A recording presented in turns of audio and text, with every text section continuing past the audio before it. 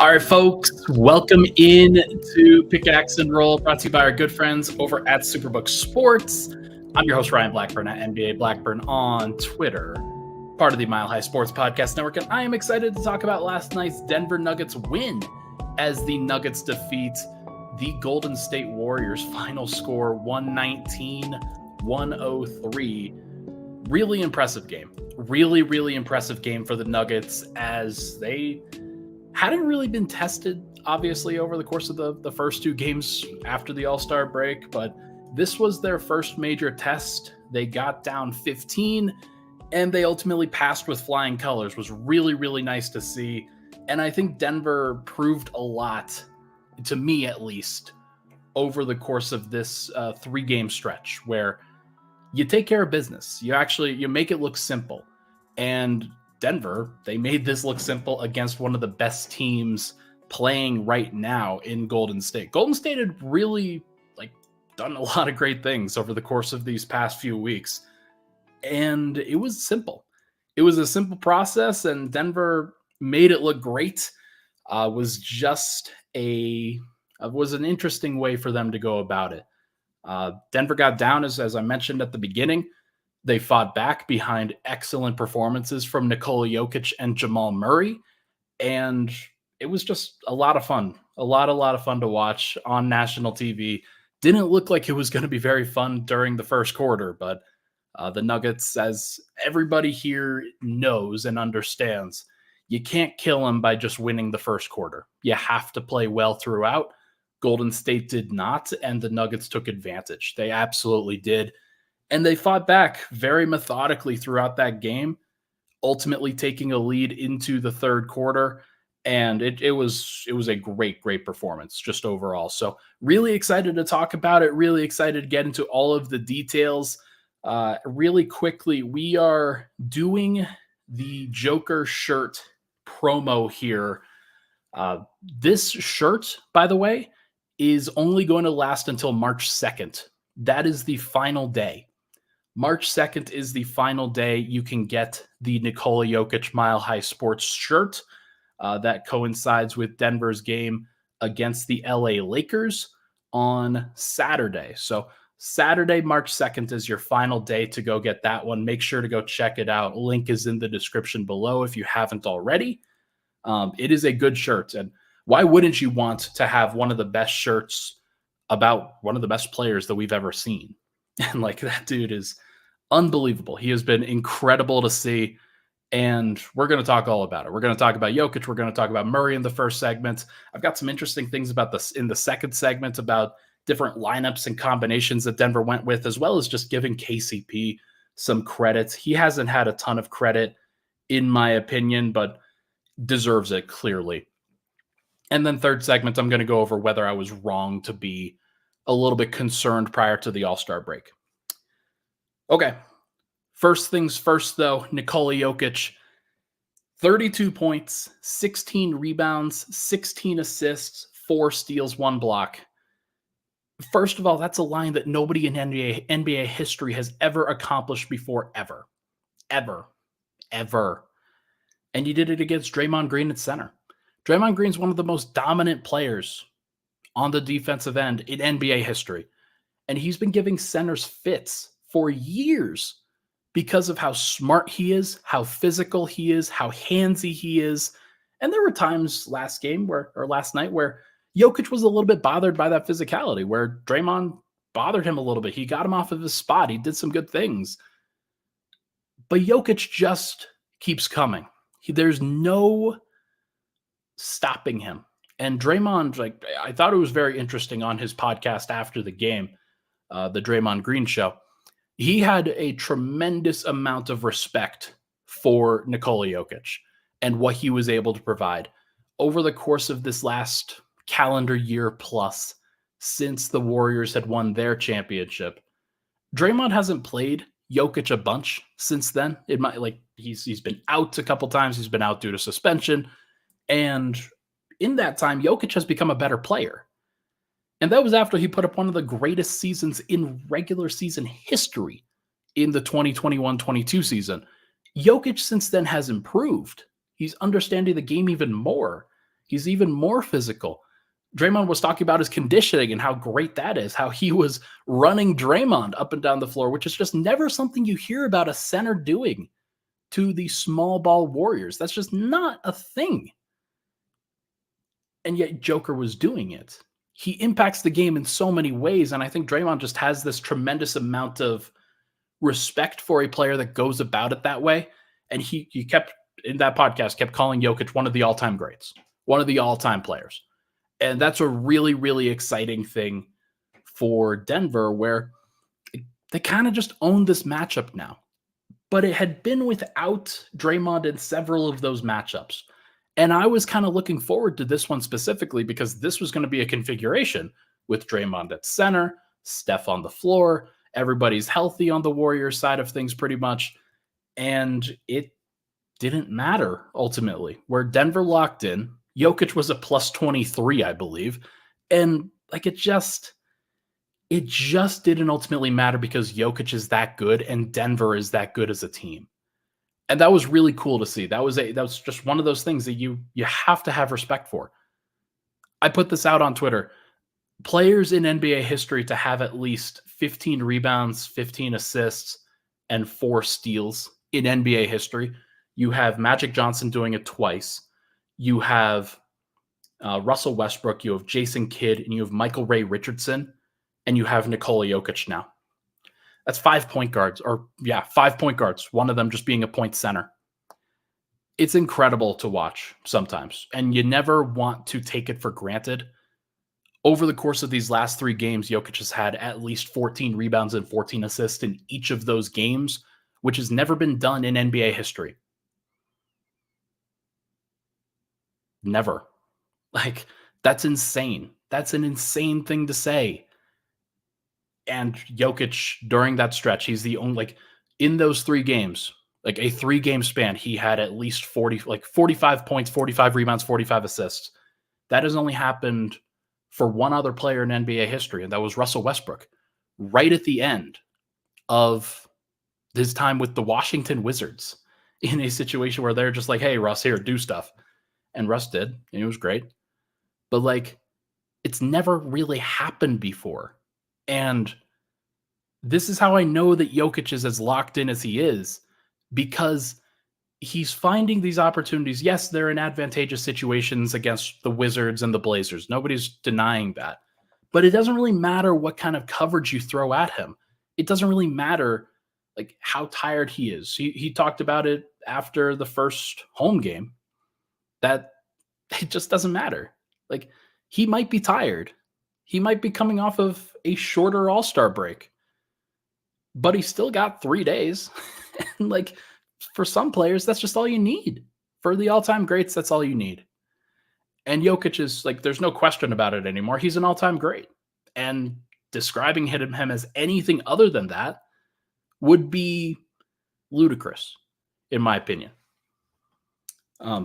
This is another thing, and good on Rob Shelton here. 3 third-quarter triple-doubles. It's not even fourth-quarter triple-doubles anymore. Against the Wizards, and frankly against the Blazers, there was a chance that he would have it in the first half. Against the Wizards, he probably should have had it in the first half. But he is impacting the game all around in so many ways right now that it's ludicrous. He's not going to keep this up for the entire time. Nobody's asking him to keep this up for the entire time. But it is tremendous to watch him at this pace right now. And for him to be doing this over and over and over again speaks to the level that he is reaching when the team needs him to reach it. It's been really cool to see, and I can understand for a couple reasons why it's happening. Here's one. Denver passed the Clippers in the standings last night. The Clippers lost to the Sacramento Kings. The Nuggets they've won 3 in a row now. They're still only 6-4 in their last 10 games, but they are moving on up here. And the only teams that are now ahead of Denver that have barely lost at all are the Timberwolves and the Thunder. So the Nuggets are trying to climb the standings. No matter what anybody says, they want the 1 seed. They are competitive. They want that. They know how important that is. Jokic knows how important that is. Is it the most important thing? No. Nobody's saying that. But it is one of those things where they are going to have plenty of opportunities to continue climbing the standings if he plays like this over and over and over again. And it's just really exciting to watch. I should pivot to Jamal Murray before we hit a break. Jamal did not look good in the first quarter. He didn't. I was very concerned just with the way that he was moving, some of the first plays that he had. There was one possession that he had where, like really early on in the game, like first couple plays, where he couldn't free himself up from Andrew Wiggins at all. And then kind of switched on to, he got switched on to Jonathan Kuminga, and some turnover happened or some missed shot happened. And then Murray couldn't get back in transition or chose not to, because just the way that he looked for the rest of the game is I think it might have been a choice, if I'm being honest. But it didn't look good. And I was a little bit concerned for obvious reasons, because a shin splints injury is one of those things where it's a stress thing. And the only way you are going to solve it is if you rest it. And it just hadn't looked like Denver was going to get any rest from this, and that Murray wasn't going to get any rest. So I was very concerned heading into this one, like saying, okay, he missed the previous game. It doesn't necessarily look very good. And okay, he's not moving very well. This is not a great sign. And then he comes out in the second quarter after only having 2 points in the first quarter. Murray had 16 points in the second quarter, 6 of 7 from the field. I think he made 3 threes during that time. And he was dynamic. He was so good. Even without Jokic on the floor, he was especially at the end of that stint for him, he was making plays. He was looking good. And I think this is another salient point from Rob. Murray's one of those guys that when you get through the pain, he'll be okay. Murray's really good at fighting through pain. He's really good at kind of centering his mind around what needs to be done, what has to be accomplished. And I just don't want him to have to do that every time, which shouldn't be that much to ask, I guess. You'd want him to be fully rested and recovered for the playoffs. Hopefully he's able to be in a better position in the playoffs. Maybe this is something where Denver will try to get him more rest opportunities throughout the rest of the regular season. But in the meantime, it was very concerning to watch him kind of struggle to get up and down the court, at least at the beginning. But he fought through it, had 16 points in the second quarter, and flipped the tenor of the game. Denver was on, they were down 15 points or so, maybe 16 or 17. They were down by a lot in that second quarter. Murray has 16 points. Denver ultimately ties it up at the end of the half, even when Klay Thompson had 23. Klay Thompson was going off. He was doing some crazy shit, and he was playing great. And the way that Jokic and Murray played in the first half, it didn't ultimately matter that Klay had gone off. It didn't. And Denver tied it up. They then worked their magic through the rest of the game, and that was that. But it was nice to see Murray in particular rise to the occasion here, where, for the rest of the game, Murray had 11 points on 3 of 9 from the field. But they didn't need him to be great throughout the entire game. They just needed a quarter, and they got it. Murray scored 15 or more points in a single quarter for just the third time this year. The first time was against Brooklyn on the road, where that was probably Murray's best statistical game this year. He had 32 points, 9 assists. He was efficient as hell. He was great on the road at Brooklyn. The second one was against Boston on the road in the second quarter, where Denver needed him to go off, and he did. And then the third time was last night. It's so funny how this works, man. It is really, really funny, because Murray plays not great for periods of time where he's not necessarily making the great decisions. And I thought that he had some pretty bad decisions in the third and fourth quarter too. But right when you're counting him out, right when you're thinking, okay, maybe this isn't a good idea, then he proves exactly who he is once again. And he had 27 points on the game, had 16 in the second quarter, did everything that he needed to do in the first half to keep Denver in it. And then he made some clutch buckets in the second half too. So it's hard for me to be too critical, despite the fact that I would like it if he were a bit more healthy at this point. But is that something that he or others can really control right now? No. So you kind of just got to work for the best of it. You got to figure it out. You got to navigate the situation. And if you can, then it'll be okay. So credit to Murray, credit to Jokic. Jokic is doing things that we've never ever seen before. Murray's just an enigma. Like sometimes you don't know what you're going to get, but for the most part, like he's going to deliver. And it's just been very, very cool to see. So credit to those guys. They were at the center of everything for Denver tonight. But there were some other guys that actually played really well too. And when we get back on the other side, we will talk about KCP, Aaron Gordon, and some other players that really played well. But first, everybody, this podcast is brought to you by our good friends over at Superbook Sports, who are the most trusted name in sports gambling with a direct line to Las Vegas. You can use their promo code MILEHIGH and score up to $250 with their first bet bonus. Win or lose, Superbook will match your first bet up to $250 with promo code MILEHIGh. Download the Superbook Sports app, enter the promo code, and you'll get $250, courtesy of Superbook Sports. Visit superbook.com for terms and conditions. Gambling problem, call 1-800-GAMBLER. We'll be right back on Pickaxe and Roll.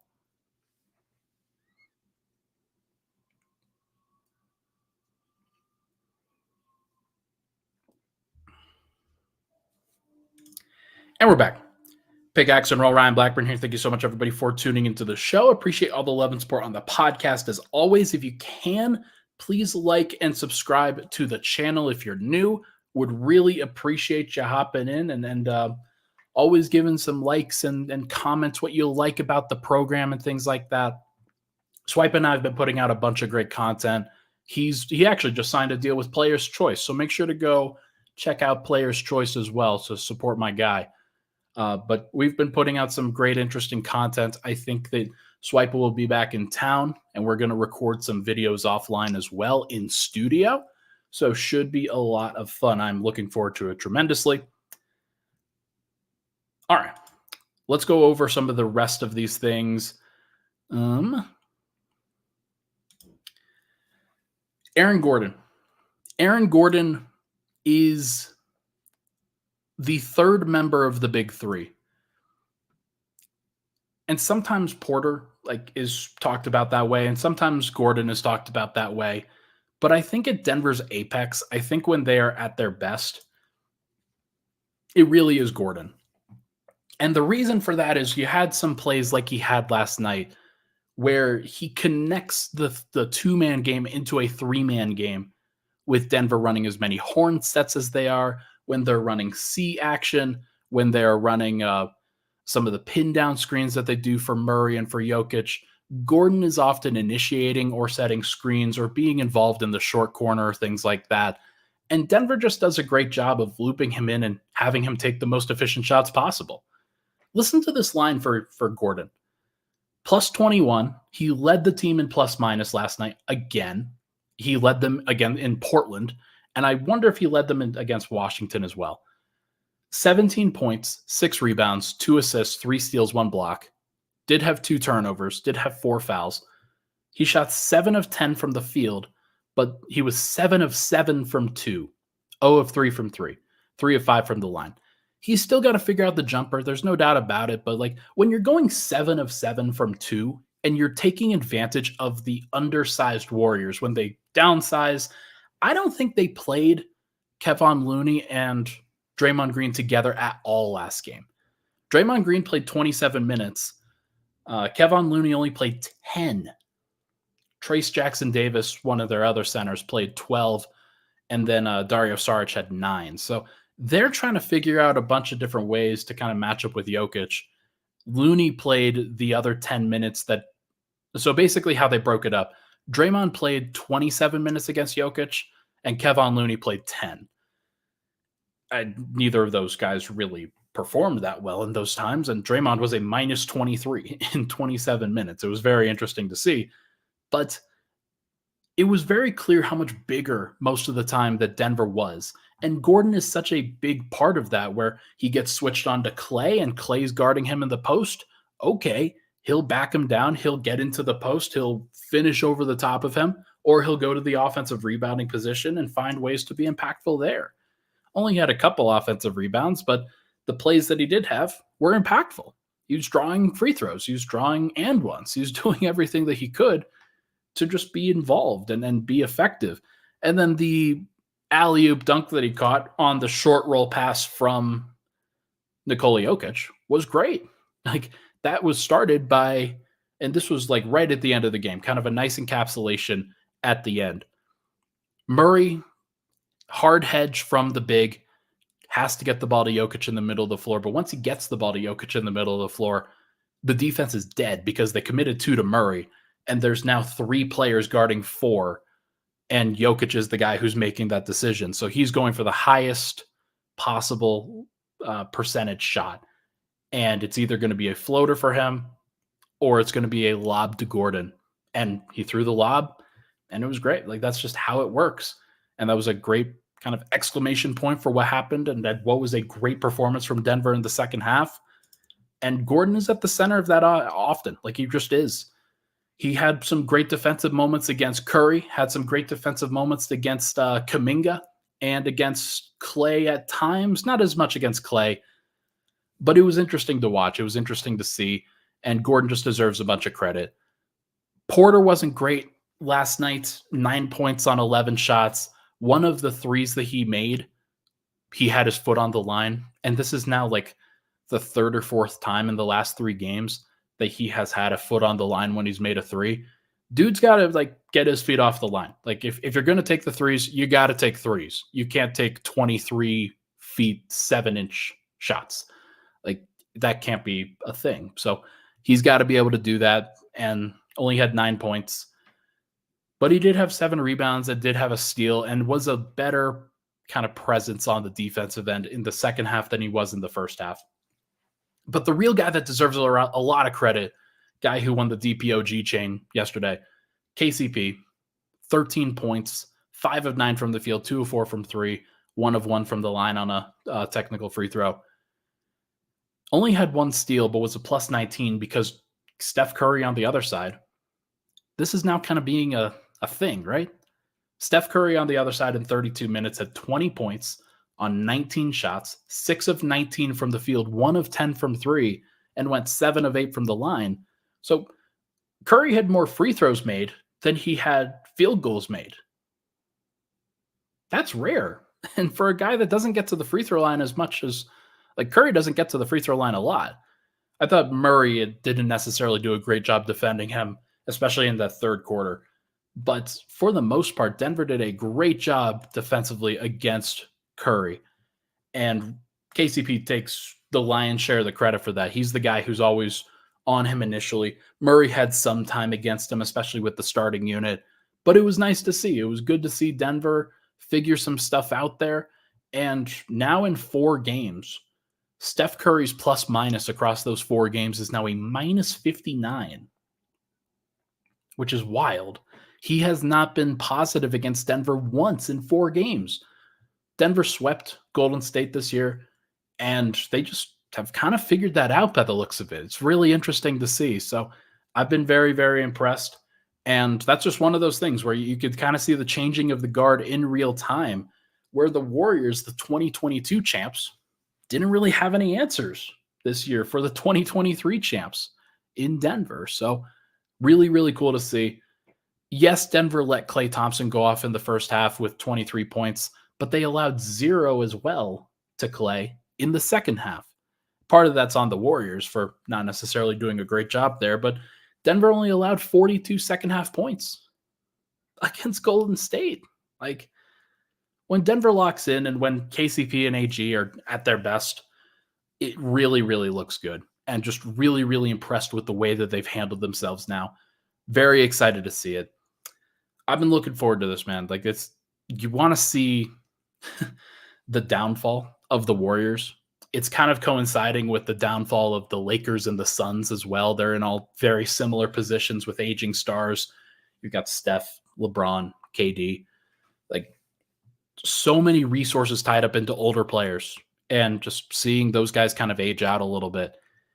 Denver's in a position now where they could take advantage, and they did take advantage last year, but for as much as the Lakers, Warriors, and Suns are talked about, like they're just not factors right now. It's wild to see all the young teams like Minnesota and OKC. Those teams are really the factors themselves. Denver's been able to kind of minimize what they do, what Golden State does to them, because they've got some young and versatile athletes as well. They've got a great starting lineup, to be clear. But how about Christian Brown? How about Zeke Naji last night? That was interesting to see, right? Denver's playing some interesting lineups, and they're playing some interesting combinations. Reggie Jackson wasn't great. Peyton Watson actually wasn't great last night, I thought. I thought that he was a little bit loose in terms of his defensive coverages and then just wasn't an impactful offensive player. But Christian Brown made some plays, and Zeke Naji even made some plays. I liked the lineup that Denver ran with Zeke Naji in the fourth quarter. Here's what they did. And this is how you knew that Denver was like they were going for this one. Jamal Murray, Reggie Jackson, they took Christian Brown off the floor, and they put in Michael Porter, Aaron Gordon at the 4, and Zeke at the 5. That was fascinating. That was interesting to me. It wasn't like Denver had tremendous amount of success with that, but that is a different lineup variation that Denver hasn't really gone to so far this year, and I liked it. I liked that they had, hey, here's a couple playmaking players, and here's size in the front court. Size to match up with Golden State's size, because in the first 3 games of this matchup, really 3.5 games, because Denver got killed in the first half too, Dario Saric, Trace Jackson-Davis, Jonathan Kuminga, even Kevon Looney on the bench, those guys had all been impactful offensive rebounding. And Golden State had some impactful offensive rebounds last game too. Like in their starting lineup, there were only 3 offensive rebounds for Golden State, but there were 8 in the second half, or 8 in the second unit, excuse me. Guys like Lester Quinones, who had a pretty solid game himself. Gary Payton II had 3 offensive rebounds. Trace Jackson-Davis and Kevon Looney had 1 apiece. But Dario Saric is also somebody who's given Denver some issues on the interior as well. And Denver just needed a little bit more size, and they needed more physicality. So out goes Peyton Watson, out goes Christian Brown, out goes like some of the other guys that they usually go to. And Denver goes with their big front line along with Zeke Naji, who, like him or hate him, like Zeke is 6'9", and he's played a lot more physical this year than he has in previous years. So he's never going to win any awards for his physicality, I don't think, but he was battling out there. That was nice to see. Did he have any defensive rebounds? No, but he had 3 offensive rebounds. He had a block, a really impressive block as well. And then Christian Brown comes back in on the floor and makes an impact himself. I was really, really impressed with the way that Christian Brown played. And you're starting to see the vision a little bit. You're starting to see where Denver can kind of get some help, where they can get some additional lineups with the combos that they have. Denver had barely played Murray, Porter, and Gordon with the second unit before. And they did. That's a playoff caliber lineup, and Denver's got the flexibility, I think, to mix and match some of those groups. So credit to them, and credit to Michael Malone for sticking with Zeke Naji in that situation, who made an impact. And then they even played him at the 4 next to Nikola Jokic for a couple minutes. Naji even made an extra play. He had an assist, swinging the ball out from the corner to the top of the key to Christian Brown, who hit an open 3-pointer. And that's one where, like, that's growth. That's growth right there, because I'm not sure that Christian Brown makes that earlier in the season. He might. Like, he was shooting pretty well early in the season too, but it's just about moments. It's just about poise. And Christian is starting to really settle down, I think. So credit to him. Credit to Christian Brown's defense as well against Jonathan Kuminga, who is not really a factor in this game, despite the fact that he got to the free throw line 13 times. Just wasn't a good fit. And it was very impressive to see Denver kind of mix and match their different groups in order to find the right matchups. And Zeke was the right matchup, which was fascinating to see. Really, really impressed with Denver, obviously. They deserve a ton of credit. When we come back, I'm actually going to discuss my initial concerns and just kind of address some of the things that I said prior to the All-Star break about how I was concerned about Denver. Was I right or wrong to be concerned? We'll talk about that on the other side. But first, this message from Scott the Huff. Hey, what's up? It's DeHuff. I love to have fun. So tune into my podcast, DeHuff Uncensored. I give unfiltered takes on Denver sports, crazy news from around the world. Plus, you never know which one of my characters is going to swing by. Well, I hope one of them's your mother. Oh, Connery, Mama is always here for you. What in the blue heck is going on here? So subscribe and get ready to laugh to DeHuff Uncensored anywhere you find podcasts. Follow me on social media at DeHuff Podcast. All right, final segment. Thank you so much, everybody, for tuning into the show. Hit that like button, hit that subscribe button. Before we get into the final segment, though, I wanted to drop. Where is it? Where is it? It is. Oh, it's actually not even here. The number 38 is going to be hosting us for a watch party. It's going to be a Stiffs watch party and a post-game podcast with me and potentially with some other fun guests. We're going to be doing a post-game podcast at a live venue. So if you're in the Denver area, if you're wanting to be around, if you want to watch Denver play against the Los Angeles Lakers on Saturday, you can meet me. You can meet any of the Mile High Sports crew that'll be there. And then I'm going to do a live show, and you can ask questions on the podcast if you're interested. So make sure to go check that out. Number 38 is the name of the bar, the kind of venue that we are going to be going to. It's got a big stage. It's got a big screen for the game, and it's going to be a lot of fun to watch, I think. So should be very interesting. I'm looking forward to it. All right, final segment. Thank you so much, everybody, for tuning into the show. Hit that like button, hit that subscribe button. Let's go over whether I was right or wrong to express concerns about Denver, because I've been catching a lot of flack. I've been catching, and like some of the folks in here, Cedric knows this very, very clearly. I've been catching a lot of heat on social, especially on Twitter, for expressing concerns, for being pessimistic, for being a guy who like is trying to bring up some valid concerns about Denver's rotation and why they didn't do anything at the trade deadline, or they're not going to do anything on the buyout market or anything like that. And then Denver goes 3-0 out of the All-Star break, and it sort of feels like, hey, they've figured some things out here. They've figured some things out, and it's just fascinating to see how Denver kind of evolves and how they, like, despite the fact that I had concerns, they still look like the best team in the West, at least when they try.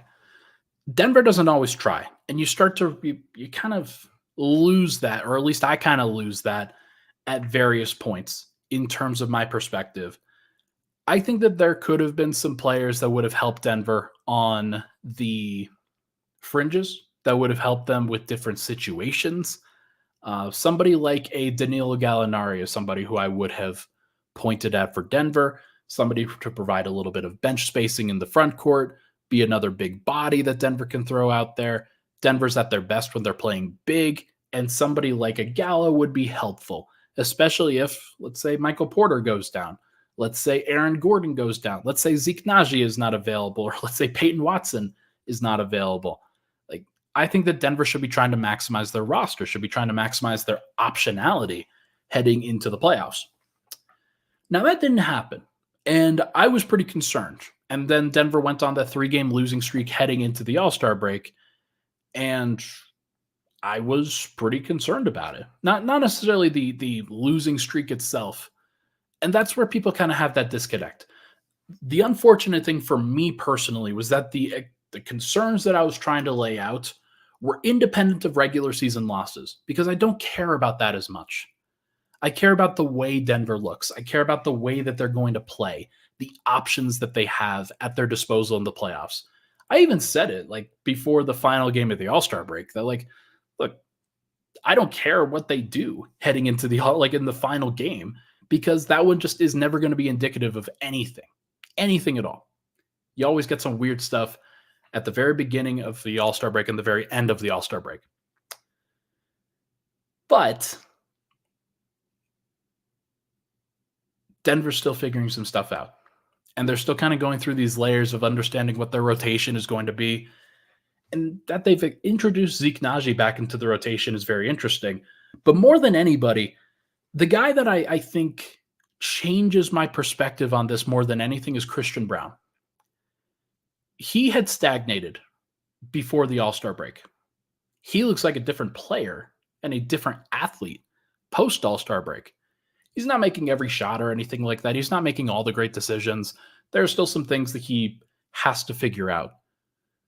But more than anything, over the course of these last 3 games, I've come to realize that if Christian Braun just plays like he did last year from a physicality and a competitiveness standpoint, and then makes the winning plays, then my concerns are very muted. Like where, look, Reggie Jackson is going to be out there in the minutes where Murray isn't, or they could play with a non-point guard look, and there are going to be some times where they could do that. Peyton Watson's going to give them some minutes here or there, but he's not necessarily the be-all, end-all either. At the beginning of the year, I was talking about Christian Braun as their 6th man, as somebody who would be the guy who plays the most minutes off the bench, who has the most versatility, who can fill the Bruce Brown role in a lot of ways. And it didn't look like that was going to happen for much of the season.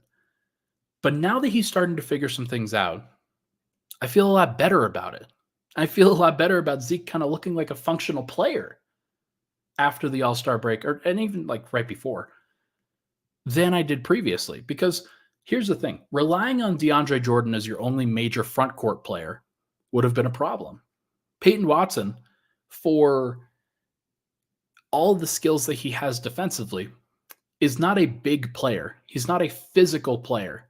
He can play a little bit of a physical brand, but like I think you could see it in the game yesterday. Peyton Watson had 1 rebound in his 11 minutes, and Denver needed him to be better. He was a -11. Denver kind of cut him out in the second half. He only played like the last 4 minutes of the third quarter and then didn't play in the fourth. Denver needed a physical player in that situation. They needed somebody that they could trust. And it turns out it was Zeke Naji. I didn't expect that. Did anybody really expect that? No. But weird things happen. And I am, I think, a big enough person to admit when I'm wrong in a situation. I don't think I'm going to admit it just yet, because there are still some things that Denver's got to go through that they're going to have to learn. And I still kind of feel a little bit queasy about them only having a certain number of guys that they can trust. I would like to see them play Julian Strawther a little bit more in the final 24 games or whatever they have over the course of the rest of the regular season to see if he could be ready for a playoff series here or there. Justin Holiday has been fine, not necessarily super enchanted by what he's brought to the table, especially in the last couple months or so. He was great in November and December when they called upon him, not as much in January and February. I wonder if maybe that changes and he's better in March and April or May or June. And then maybe Zeke Naji, is somebody who sort of proves me wrong, because I was ready to write him off for sure. He wasn't good. He was not good for the vast majority of the time that Denver was out there. And Denver couldn't win his minutes in any way, shape, or form. And that's where I get really concerned, because they weren't able to put together good lineups around him. And that's just one of the skill sets you have to have heading into a playoff series. You just have to be able to be a part of something that is good. And he was really struggling with that. Maybe that changes in the second half stretch and we see a little bit different. Or Aaron Gordon just plays the backup center and he plays 35 minutes a game, 40 minutes a game, and Denver's fine. They might be fine. They might be okay. And I'm willing to say that I'm probably wrong, if I'm being honest. And I was probably wrong for expressing the concerns as vociferously as I did. Because it is going to be so fascinating to see whether Denver can thread this needle or not. They are trying to go young. Jalen Pickett, Hunter Tyson, Julian Strawther, 3 young guys that they've barely even played. Vlatko Čančar recovering from a torn ACL, not going to be a factor for Denver pretty much for the entire time. Colin Gillespie's on a two-way contract, and he's also too small to really make an impact in the playoff series. And Denver just doesn't have too many options beyond those guys. Like Justin Holiday can be helpful. DeAndre Jordan, we'll see whether he can be helpful in stretches, never more than like 2 or 3 minutes at a time. And for that reason, you start to like really crunch your lineups a lot. And it puts a lot of pressure on the end of the bench or the main bench guys in Reggie Jackson, Christian Brown, Peyton Watson. And it puts even more pressure on the starters, which maybe that's fine. Maybe that's what we've asked for. Maybe that's what is the price of employing such a great starting unit, is that they're going to have to like play well in the non-starter minutes as well. They're going to have to stagger. They're going to have to play a lot. And maybe that's okay. I didn't think that Denver should approach it that way. I thought they should have gotten another guy that they could at least like mix into their rotation a little bit. But the last time they tried that last year, it didn't work. And then Denver found their rotation anyway with the players that were already in tow. So, look, who knows? I, at this point, am comfortable enough in my own skin to admit when I'm wrong, and I will certainly admit when I'm wrong. That will happen. Denver's off to a great start in proving me wrong, and I hope that they do. I really, really do. It would be awesome if they did, because what does that mean for everybody? It means Denver won a freaking championship again. It means that they won and did amazing work despite the fact that they weren't in the best place to succeed, where they're threading the needle like I talked about. So we're going to find out. We're going to find out if they do. I'm looking forward to seeing if they can. And most importantly, we're just going to have a lot of fun along the way. Getting to watch Nikola Jokic, a top 10 player of all time. He's moving into that category, and I think he will be there very, very soon. And we'll see where he continues to grow. We'll see whether Jamal Murray continues to grow. We'll see whether Michael Porter continues to grow. And maybe it's their growth that really changes things into a good situation for Denver. I'm curious. I'm excited about it. I'm looking forward to watching it unfold. And I hope Denver has the right mix. I really do. All right, everybody. Think that is going to do it for this episode of Pickaxe and Roll, brought to you by our good friends over at Superbook Sports. Thank you so much for tuning in. Really appreciate all the love and support on the podcast as always. Not sure what the schedule is going to be like for the upcoming week. I might do a podcast on Tuesday night. I have not decided yet, but it's going to be fascinating to see. Denver's got a back-to-back, obviously, on Wednesday and Thursday. So maybe I'll do Thursday, Friday, Saturday. You may not see me for a couple days. I'll have to kind of figure that out. Everybody, thank you so much for tuning into the show. Really appreciate all the love and support. Hit that like button, that subscribe button on the way out. I will talk to you guys.